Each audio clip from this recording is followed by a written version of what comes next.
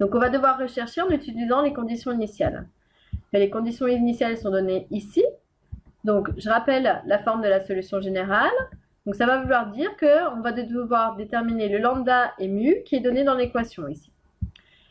Et donc pour déterminer ce lambda mu, on utilise les conditions initiales. Donc première condition initiale, c'est x de 0 égale à 0. Alors ici j'ai appelé ma solution y, donc on va continuer avec y, mais ça marche pareil. Ça veut dire que y de 0 vaut 0. Ça c'est ma première condition. Qu'est-ce que ça va vouloir dire? Si y de 0 vaut 0, ça veut dire qu'on remplace t égale à 0 dans ma solution. Donc on va avoir y de 0 égale lambda exponentielle de 0 plus mu exponentielle de 3 fois 0, 0, moins 0 au carré, moins 2 fois 0, moins 2. Donc quand on simplifie cela, exponentielle de 0, ça vaut 1 ici, donc tout ça, ça disparaît, il reste juste moins 2.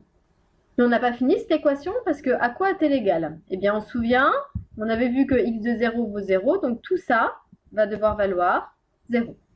Donc ça va vouloir dire, première équation, lambda plus mu égale 2. Deuxième condition initiale, x' de 0 égale à 0. Donc pour nous, y' de 0 est égal à 0. Eh bien, comment faire pour avoir y'? Ça va vouloir dire que j'ai besoin de la dérivée de y. Donc premièrement, il va falloir dériver cette expression.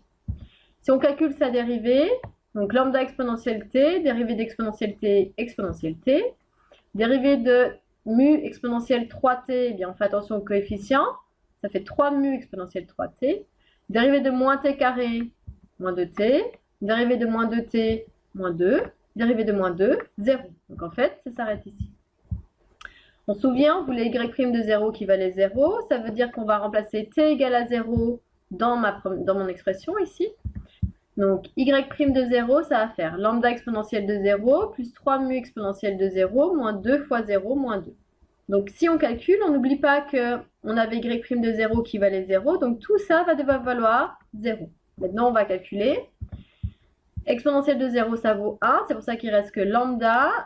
3 mu exponentielle de 0, ça va faire 3 mu moins 2. Donc ce qui veut dire que deuxième équation, on a lambda plus 3 mu égale 2. Donc on a notre système. Ça c'était l'équation vue précédemment. Ça c'est la nouvelle équation qu'on va devoir résoudre. Donc on voit que pour résoudre ça, comme les lambdas ont le même coefficient, on va faire une soustraction entre ces deux équations. Donc si on recopie la première, ensuite si on fait la différence entre les deux équations, lambda moins lambda ça fait 0, mu moins 3 mu, il reste moins de mu, 2 moins 2 ça fait 0. Donc facilement avec la deuxième équation, on a mu qui est égal à 0, et si mu est égal à 0 qu'on a remplacé dans la première, lambda va valoir 2. Tout ça va être réinjecté dans mon expression de ma fonction. Ça va vouloir dire que le mu, il va nous faire disparaître l'exponentielle 3t, et on va avoir y de t égale 2 exponentielle t moins t carré moins 2t moins 2. Donc ça, c'est la solution du problème, l'unique, due aux conditions initiales. Donc ce type d'exemple, ce sont des exemples que vous devez être capable de faire tout seul pour le BTS.